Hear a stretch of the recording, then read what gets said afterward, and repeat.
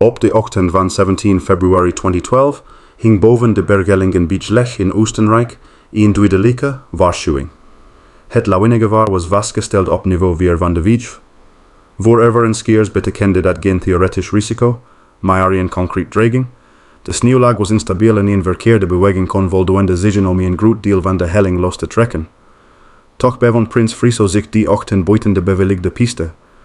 Samen met zijn vriend Florian Moesbrugger koos hij voor het onaangeroerde terrein, verwiderd van de drukte, de geliften en de gecontroleerde routes. Voor Friso was die keuze niet alleen sportief. Zich leek ook te passen bij de manier waarop hij zijn hele leven had geprobeerd te leven. Buiten de gebaande paden, buiten de verwachtingen en zover mogelijk verwiderd van de rol die hem bij zijn geboorte was opgelegd. Op de berg was hij geen zoon van een koningin, geen broer van de toekomstige koning en geen lid van een familie die voortdurend door camera's werd gevolgd. Hij was slechts een man op skis, omringd door sneeuw, stilte en ruimte. Juist daarin school de aantrekkingskracht van het gevaarlijke terrein. De ongerepte helling bood in vorm van vrijheid die binnen de monarchie bijna onmogelijk was. Geen protocol, geen bewilliging die iedere stap controleerde en geen publieke functie die hem vertelde waar hij moest staan. Alleen de berg bepaalde de grenzen. Kort voor het middaguur veranderde die vrijheid in één ramp. De sneeuwmassa kwam plotseling in beweging. Er was nauwelijks tijd om te reageren. Friso werd door de lawine meegesleurd en verdween onder het witte oppervlak. Zijn vriend bleef ongedeerd en begon onmiddellijk naar hem te zoeken. Met behulp van één lawinepieper werd het signaal gelokaliseerd. Andere skiers en reddingswerkers sloten zich aan bij de zoektocht. Ongeveer 20 minuten later werd Friso gevonden. Zijn lichaam was niet zwaar beschadigd, maar zijn hersenen hadden te lang onvoldoende zuurstof gekregen. Hij werd met een reddingshelikopter naar een ziekenhuis in Innsbruck gebracht.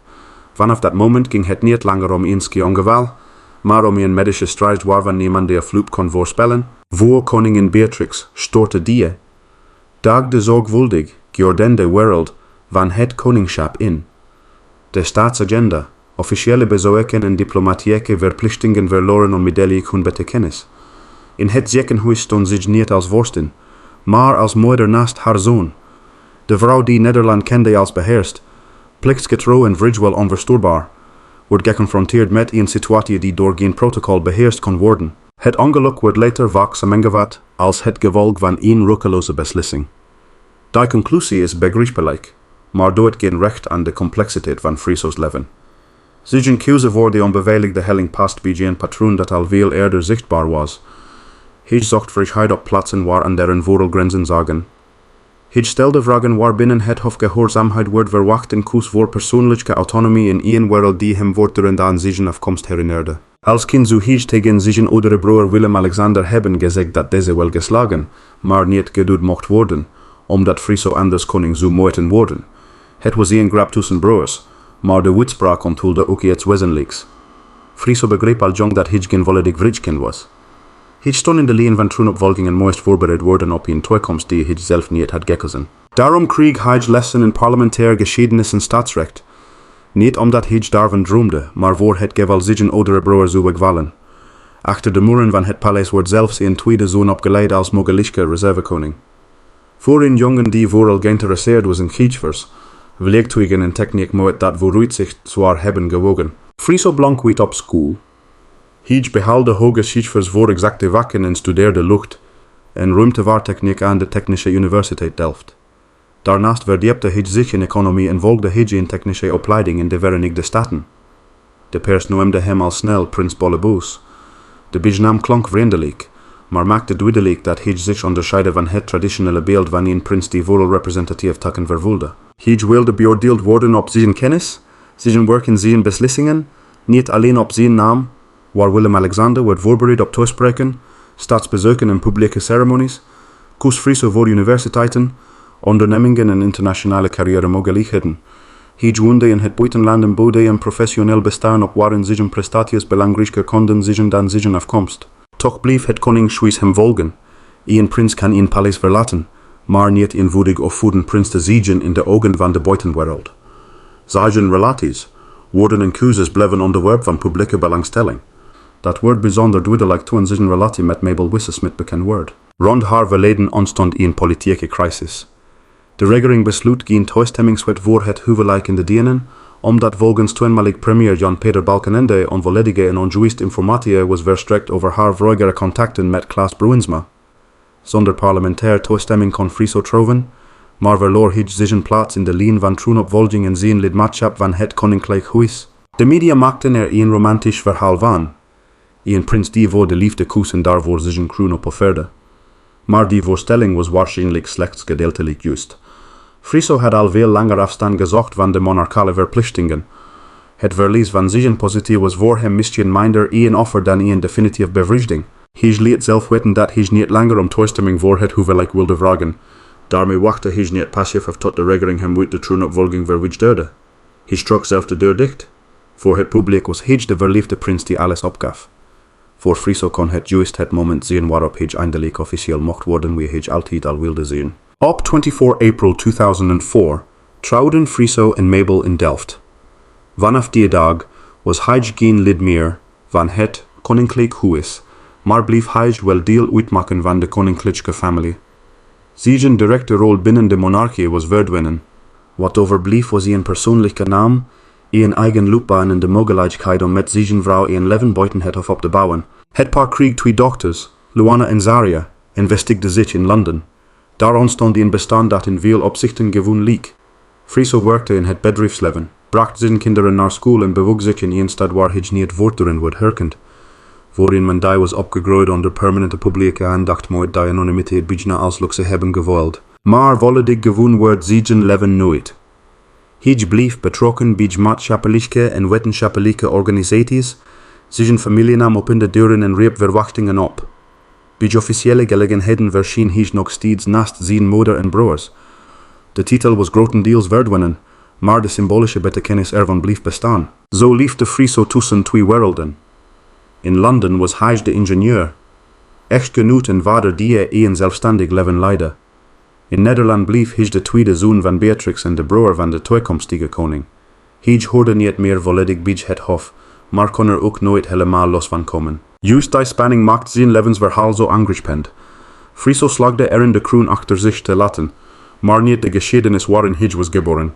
Hij van vrijheid, maar alleen binnen de grenzen die zijn naam hem toestond. Op de berg Bijlech liep die vrijheid op die ochtend absoluut.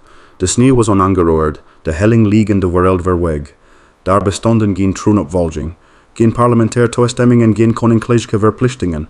Er was alleen de keuze om verder te gaan. En precies op de plek waar Friso zich misschien het meest vrij voelde, verloor hij in enkele seconden de controle over zijn toekomst. De lawine bedolf niet alleen een ervaringskeer. Zij maakte ook abrupt een einde aan het zorgvuldig opgeboden leven van een man die jarenlang had geprobeerd zijn eigen weg te kiezen. Vanaf die dag, zo zijn verhaal niet langer. Alleen gaan over vrijheid, intelligentie en onafhankelijkheid. Het zou ook het verhaal worden van een moeder die tussen haar kroon en het ziekenhuisbed van haar zoon kwam te staan. Vanaf die dag zou zijn verhaal niet langer alleen gaan over vrijheid, intelligentie en onafhankelijkheid. Het zou ook het verhaal worden van een moeder die tussen haar kroon en het ziekenhuisbed van haar zoon kwam te staan. Na de eerste spoedbehandeling in Innsbruck bleef de toestand van Friso uiterst ernstig. Artsen spreken over zwaar hersenletsel als gevolg van langdurig zuurstoftekort. De woorden waren medisch, zorgvuldig en terughoudend gekozen, maar hun betekenis was vernietigend. Zijn lichaam had de lawine overleefd, zijn hart klopte en hij gedemde met ondersteuning. Maar niemand kon zeggen in welke mate zijn bewustzijn ooit zou terugkeren. Voor de familie begon daarmee een periode waarin tijd haar gewone betekenis verloor. Dagen werden weken werden maanden. Iedere kleine lichamelijke reactie kon worden uitgelegd als hoop, maar even gemakkelijk als een reflex zonder werkelijk bewustzijn. De toekomst bestond niet meer uit concrete plannen, maar uit medische observaties, korte verklaringen en eindeloos wachten. Begin maart werd Friso overgebracht naar het Wellington Hospital in Londen. Die beslissing had zowel een praktische als een emotioneel betekenis. Londen was de stad waar hij samen met Mabel en hun dochters een eigen leven had opgebouwd.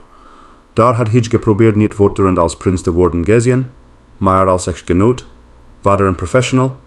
Nu keerde hij terug naar diezelfde stad, maar zonder de weten waar hij was. Het was een pijnlijke tegenstelling.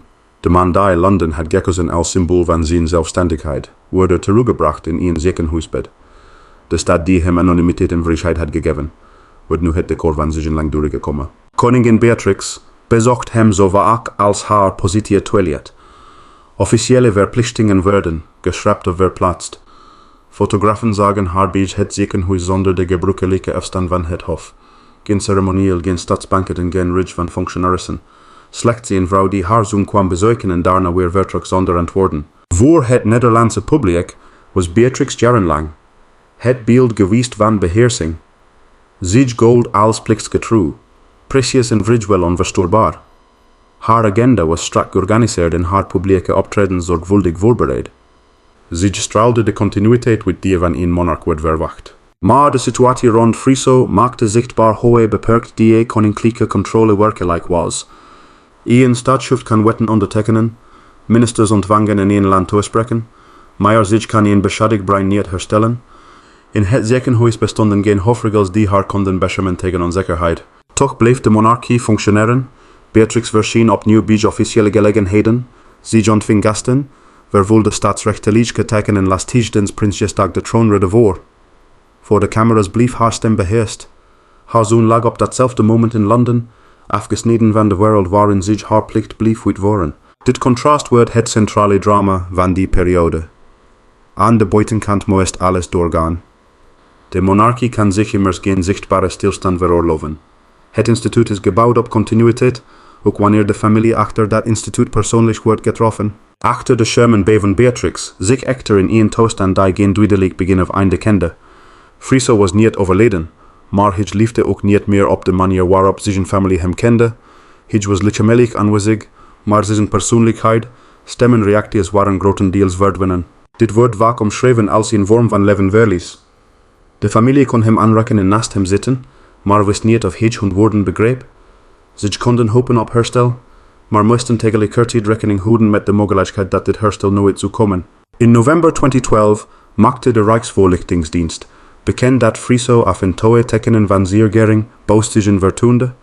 De formulering was voorzichtig en gaf geen concreet perspectief. Voor het publiek was het een kort nieuwsbericht. Voor zijn familie kon iedere minimale verandering echter van enorme betekenis zien. Misschien bewoog hij een hand.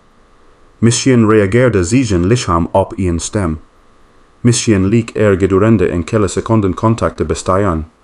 Maar in een toestand van minimaal bewustzijn is het bijna onmogelijk om te weten wat een patiënt werkelijk ervaart. Hoepen medische werkelijkheid liepen voortdurend door elkaar. Ondertussen naderde voor Beatrix een beslissing die los van de tragedie al langer tijd in voorbereiding was. Op 28 Januari 2013 verscheen zij op televisie en kondigde zich haar aftreden aan. Zij verklaarde dat zij bijna 75 jaar werd en dat het 200-jarige bestaan van het Koninklijke een passend moment vormde om de troon over te dragen aan een nieuwe generatie. Zij benadrukte dat zij deze stap al enkele jaren overwoog. Er is daarom geen bewijs dat het ongeluk van Friso de directe oorzaak van haar aftreden was. Een journalistieke analyse moet dat onderscheid bewijken. Persoonlijke tragedie en constitutionele besluitvorming mogen niet zonder bronnen tot een eenvoudig verhaal worden samengevoegd. Toch is het moeilijk voor te stellen dat een jaar van ziekenhuisbezoeken geen invloed had op haar persoonlijke beleving van tijd, verantwoordelijkheid en familie. De beslissing om af te treden kan al lang vast hebben gestaan, maar de toestand van haar zoon gaf die beslissing ongetwijfeld een andere emotionele leiding. Aan een ziekenhuisbed wordt macht relatief, titels verliezen hun glans, agendas worden minder belangrijk en de tijd krijgt een andere waarde. Beatrix had meer dan 3 decennia een land gediend. Nu wordt zich geconfronteerd met de vraag hoeveel tijd zich nog als moeder, grootmoeder en lid van haar eigen familie wilde doorbrengen. Dat is geen bewezen verklaring voor haar abdicatie, maar wel een begrijpelijke interpretatie van de omstandigheden. De tragedie van Friso hoefde de beslissing niet te hebben veroorzaakt om haar betekenis te veranderen. Nederland reageerde op de aankondiging met respect en verwachting. Krantenversionen met special edities. Terublikken op 33 jaar koningschap werden afgewisseld met portretten van Willem-Alexander en Maxima. Het land maakte zich op voor een historische feestdag. Maar achter de voorbereidingen bleef de afwezigheid van Friso veelbaar.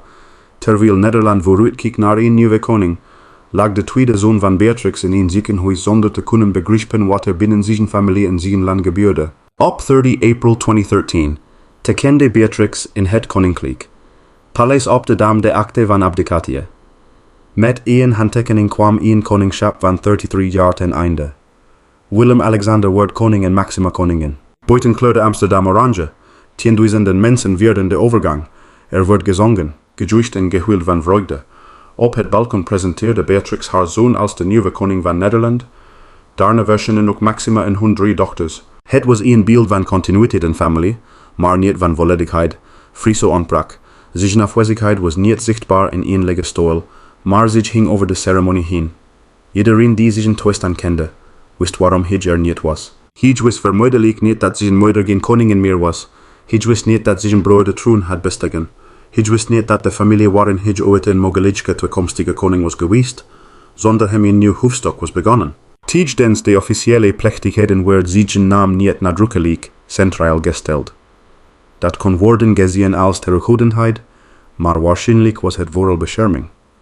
De familie wilde voorkomen dat haar grootste publieke dag volledig door haar diepste privéverdriet werd overschaduwd. Daarmee werd opnieuw zichtbaar welke tegenstrijdige eisen aan een koninklijke familie worden gesteld. Het publiek wil oprechtheid en menselijke emoties zien, maar verwacht tegelijkertijd stabiliteit, waardigheid en controle. Verdriet mag zichtbaar zien, zolang het instituut er niet door wordt verlamd. Beatrix had haar hele leven geleerd die 2 werkelijkheden naast elkaar te laten bestaan. Zij wist hoe een familiecrisis. Binnenskamers kon blijven terwijl buiten de paleismuren de staatszaken doorgingen. Ook prins Claus had jarenlang met depressies geworsteld, grotendeels buiten het zicht van het publiek. Het Koninklijk Huis had eerder geleerd dat persoonlijke pigeon en publieke plicht zelden op hetzelfde moment ruimte krijgen. Na de troonswisseling trok Beatrix zich terug uit haar officiële functie. Voor het eerst in 33 jaar hoefde zich niet langer iedere dag als staatshoofd beschikbaar te zijn. Zij verhuisde uiteindelijk terug naar kasteel Drakenstein, de plek waar haar kinderen waren opgegroeid. Maar de overdracht van de kroon betekende niet dat haar zwaarste verantwoordelijkheid voorbij was. De monarchie had een nieuwe koning gekregen, terwijl zij als moeder nog altijd wachtte op een zoon die nauwelijks tekenen van bewustzijn vertoonde. De vlaggen van de inhuldiging werden opgeborgen, de straten van Amsterdam werden schoongemaakt en het land keerde terug naar het gewone ritme. Voor Beatrix, Mabel en de rest van de familie bestond dat gewone leven niet meer. Friso bleef in Londen liggen, gevangen tussen leven en dood. En terwijl Nederland begon te wennen aan een nieuw koningschap, naderde voor zijn familie langzaam het moment waarop hij plaats zou moeten maken voor afscheid. Friso bleef in Londen liggen, gevangen tussen leven en dood. En terwijl Nederland begon te wennen aan een nieuw koningschap, naderde voor zijn familie langzaam het moment waarop hij plaats zou moeten maken voor afscheid. In de maanden na de inhuldiging van Willem-Alexander veranderde de medische toestand van Friso nauwelijks. Artsen bleven spreken over minimaal bewustzijn, zonder duidelijke tekenen van duurzaam herstel. Voor zijn familie betekende dat opnieuw leven tussen 2 werkelijkheden. Zolang zijn hart klopte, bleef hij aanwezig. Maar zolang ieder werkelijk contact with bleef, werd de afstand tot de man die zich hadden gekend steeds groter. Na verloop van tijd werd duidelijk dat verdere behandeling in één gespecialiseerd ziekenhuis geen wezenlijk medisch verschil meer zou maken. Dat was geen eenvoudig besluit en evenmin een plotseling einde aan de hoop. Het was veeleer de erkenning dat de geneeskunde haar grenzen had bereikt. Artsen konden zijn lichaam verzorgen en complicaties bestrijden, maar zij konden het beschadigde bewustzijn niet terugbrengen. Op 9 juli 2013 werd Friso overgebracht naar Paleishuis ten Bosch in Den Haag. De keuze voor deze locatie had een diepe symbolische leiding. Het paleis was decennia lang de woning van koningin Beatrix geweest. Daar had zich staatsstukken gelezen, ministers ontvangen, buitenlandse gasten verwelkomd en haar publieke rol vervuld. Nu werd hetzelfde gebouw de plaats waar haar zoon zijn laatste levensfase zou doorbrengen. Het paleis veranderde daarmee van één centrum van staatsmacht in één huis van zorg. Achter de muren waar ooit officiële ontvangsten plaatsvonden, wachten artsen, familieleden en verzorgers bij een man die niet meer kon deelnemen aan de wereld om hem heen. Het contrast tussen de vroegere pracht en de stille werkelijkheid van ziekte kon nauwelijks groter zijn. Mabel trok met hun dochters, Luana en Zaria, bij hem in. Voor het eerst sinds het ongeluk bevonden het gezin zich weer onder één dak. Toch was niets meer zoals vroeger. De dagelijkse aanwezigheid van Friso betekende niet dat het gewone gezinsleven was teruggekeerd. De vader die zijn dochters naar school had gebracht en met hen in Londen had geliefd, lag nu in één kamer waarin ieder teken van bewustzijn zorgvuldig wordt geobserveerd. Ook Beatrix, Willem-Alexander en Constantijn bezochten hem. Voor de nieuwe koning betekende dit dat hij zijn eerste maanden als staatshoofd moest combineren met de naderende dood van zijn broer. Terwijl hij een nieuwe publieke verantwoordelijkheid op zich nam, werd hij previa geconfronteerd met Ian Verley's waarvoor geen officieel voorbereiding bestond. Op 11 augustus vierde Mabel haar 45 verjaardag naast het ziekbed van haar man. Het nooit een dag zigen geweest waarop herinnering en werkelijkheid hard met elkaar botsten. Verjaardagen staan normaal gesproken in het teken van toekomst. Maar in huis ten bosch lag de toekomst volledig buiten haar controle. Een dag later, op 12 augustus 2013, overleed Prins Friso op 44-jarige leeftijd. Volgens de officiële verklaring stierf hij aan complicaties die waren ontstaan als gevolg van de ernstige hersenschade door het ski-ongeluk.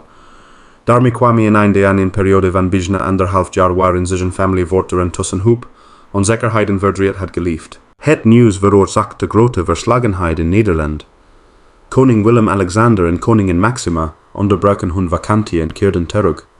Op overheidsgebouwen gingen de vlaggen halfstok. Politici, publieke instellingen en burgers betwigden hun medeleven aan Mabel, haar dochters en de Koninklijke Familie. Kranten kozen voor foto's van Friso uit de jaren voor het ongeluk.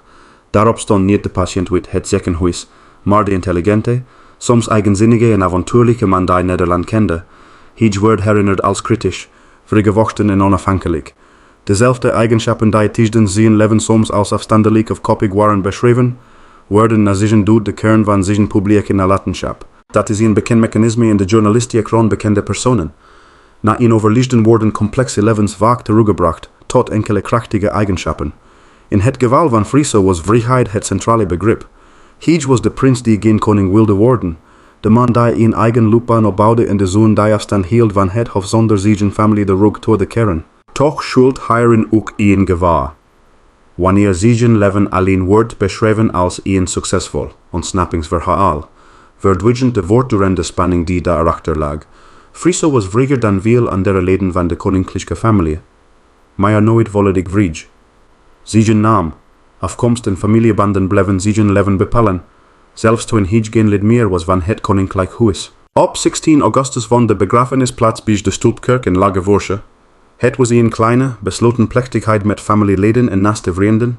Friso werd niet bijgezet in de koninklijke grafkelder van de Nieuwe Kerk in Delft, waar generaties Oranjes hun laatste rustplaats hadden gevonden. Over die keuze werd veel gespeculeerd.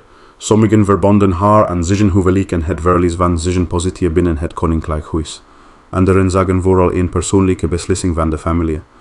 De bronnen geven geen basis om een verklaring als definitief vast te stellen. Wat wel duidelijk is dat Lagevorsche nauw verbonden was met zijn jeugd. In de nabijheid lag kasteel Drakenstein, waar Friso met zijn broers was opgegroeid en waar Beatrix na haar aftreden opnieuw was gaan wonen. Daarmee werd hij begraven op korte afstand van de plaats waar zijn leven als kind vorm had gekregen. De begraafplaats buiten Delft kan op twee manieren worden gelezen.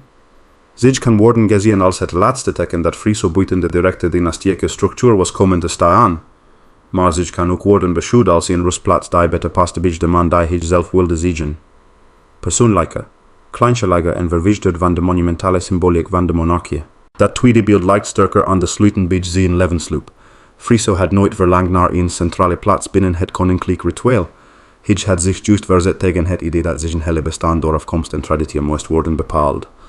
Een graf bij een kleine kerk, dicht bij het bos en zijn ouderlijk ligt daarom bijna een laatste bevestiging van zijn eigen weg. Tijdens de witwaart stonden Mabel en haar dochters centraal in een verdriet dat geen nationaal ceremonieel nodig had. Voor hen was Friso geen historisch personage, geen symbool van een moderne monarchie en geen prins die aan de kroon was ontsnapt. Hij was een echtgenoot en vader die veel de vrouwen uit hun leven was verdwenen. Ook voor Beatrix kreeg de tragedie een definitieve vorm. Zij had haar kroon overgedragen, haar officiële leven afgesloten en haar zoon verloren. De vrouw die tientallen jaren symbool had gestaan voor continuïteit, moest nu leren leven met een lekte die niet door plicht of discipline kon worden gevoeld. Jaren later werd op de berg Beach lech een beschadigde ski gevonden. Volgens het verhaal herkende een betrokkenen het model als mogelijk behoren tot Friso, al werd nooit met zekerheid vastgesteld dat het werkelijk zijn ski was. Feitelijk bleef het dus een onbevestigd voorwerp. Symbolisch kreeg het echter een grote betekenis. De verbogen ski leek een achtergebleven fragment van de ochtend waarop alles veranderde, terwijl Nederland een nieuwe koning kreeg. Beatrix terugkeerde naar Drakenstein en Mabel met haar dochters verder moest leven, bleef op de berg mogelijk een spoor van Friso verborgen tussen sneeuw en rotsen. Het beeld is bijna te volmaakt om niet te blijven hangen. Een man die zijn leven lang zijn eigen route wilde kiezen, liet weten de leek een gebroken voorwerp achter buiten de piste. Niet in een paleis, niet in een museum en niet in een koninklijke grafkelder, maar op de berg waar zijn vrijheid in een ogenblik veranderde in een noodlot. Toch mag zijn leven niet uitsluitend door die laatste afdaling worden bepaald. De lawine verklaart zijn dood, maar niet de volledige betekenis van zijn bestaan. Friso was een ingenieur, bestuurder, echtgenoot, vader en zoon. Hij gebruikte de ruimte die hij kreeg om een identiteit op te bouwen die niet volledig samenviel met zijn titel. Daarin leidt zijn blijvende betekenis voor het verhaal van de Nederlandse monarchie. Zijn leven maakte zichtbaar dat koninklijke afkomst niet alleen privileges oplevert, maar ook verwachtingen die vanaf de geboorte worden opgelegd. Friso probeerde die verwachtingen niet op een leek te vernietigen. Hij koos eenvoudigweg voor een andere richting. Hij verliet de directe lijn naar de troon, bouwde een bestaan in Londen, openstelde zijn persoonlijke keuzes boven de logica van de dynastie. Maar uiteindelijk keerde hij terug naar een paleis en werd hij begraven vlakbij zijn moeder. Zelfs zijn onafhankelijkheid kon de familiebanden niet uitwissen. De prins die niet wilde regeren, wordt daardoor toch geen belangrijk onderdeel van de geschiedenis van het Koningshuis. Niet door wat hij als vorst deed, maar door wat zijn leven onthulde over vrijheid, plicht en de prijs van een naam die niemand zelf kiest. Zijn tragische einde maakte hem niet groter dan hij tijdens zijn leven was. Het maakte alleen zichtbaar hoe kwetsbaar het bestaan blijft, zelfs voor iemand die geboren wordt binnen de muren van een paleis. Zo eindigt het verhaal van Prins Friso niet alleen als een persoonlijke tragedie, maar ook als een spiegel van de menselijke kant van de monarchie. Achter de kronen, de paleizen en de eeuwenoude tradities schuilen immers mensen van vlees en bloed, die net als ieder ander worden geconfronteerd met liefde, verlies, hoop en verdriet. Friso koos bewust voor een leven buiten de schijnwerpers, een bestaan waarin hij zichzelf wilde zien en niet uitsluitend de prins die Nederland in hem zag. Juist daarom blijft zijn levensverhaal zo bijzonder. Niet omdat hij ooit dicht bij de troon stond, maar omdat hij de moed had zijn eigen weg te kiezen, zelfs wanneer die keuze grote persoonlijke gevolgen had. Zijn tragische overlijden herinnerde Nederland aan dat status. Rijkdom en afkomst niemand kunnen beschermen tegen de grillen van het leven. Wat uiteindelijk blijft, is niet de titel die iemand draagt, maar de herinnering aan de mens achter die titel. Het verhaal van Friso zal daarom nog jarenlang onderwerp blijven van gesprekken, documentaires en historische terugblikken. Niet vanwege sensatie, maar omdat zijn leven laat zien hoe het onderscheidsliggen kan zijn tussen plicht en vrijheid, tussen publieke verantwoordelijkheid en persoonlijk geluk. Misschien is dat wel de grootste les die zijn geschiedenis ons nalaat. Dat we nooit soms niet schuld in het dragen van een kroon, maar juist in het durven kiezen voor een leven dat trouw blijft aan jezelf. Bedankt dat u vandaag de tijd heeft genomen om samen met ons terug te kijken op dit bijzondere en aangrijpende hoofdstuk uit de geschiedenis van de Nederlandse Koninklijke Familie. Vond u deze uitgebreide analyse waardevol? Vergeet dan niet ons kanaal te abonneren en de meldingen in te schakelen, zodat u geen enkele nieuwe reportage, historische reconstructie of diepgaande analyse over het Koningshuis en andere bijzondere verhalen mist. Laat ook gerust uw mening achter in de reacties. We lezen uw reacties met veel belangstelling en waarderen ieder respectvolle bijdrage aan het gesprek. Bedankt voor het kijken, bedankt voor uw vertrouwen en graag tot de volgende reportage.